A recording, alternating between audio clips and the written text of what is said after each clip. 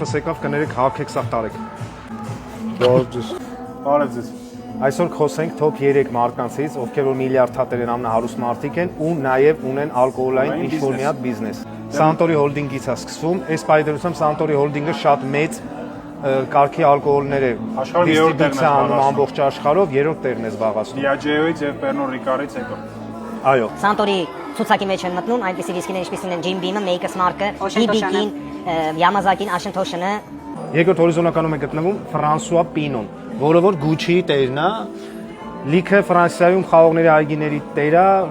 արտահանում 5 միլիոն շիշ տարեկան գինի արտահանում դուս, հա։ 40 միլիարդ էր ոնց որ ունեցվածքը։ Մոտավոր 40 սորնա, ունի 3 հատ տղա, այդ 3 տղեկից մեկի կանիկը գիտեք ով է։ Գիտես ով է։ Սալմա Հայեկը։ Սալմա Հայեք։ Վիշնագրոդայա կրասավիցա Սալմա Հայեք։ Առաջի հորիզոնականում է գտնվում Թաթոսի սիրած ով Բեռնար Արնոն աշխարհում ներկա պայդրությամբ աշխարհում ամենահարուստ երրորդ անձնավորությունն է 237 միլիարդ ունեցվածքով։ Louis Vuitton, Tiffany & Co. Բանը Sephora, այո։ Ես իհարկե ալկոհոլի նաև Ալկոհոլով չասենք, Moet Chandon, Hennessy, Տատի, Արշարի գործարան, գինո դոկտոր։ Մոռացել էի ասեի։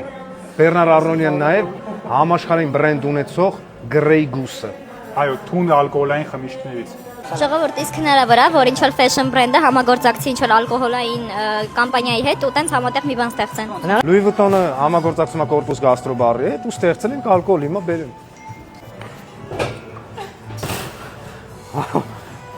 Խնդրեմ։ Դիզայնը դեռ արած չի, պատրաստ։ Louis Vuitton and Corpus։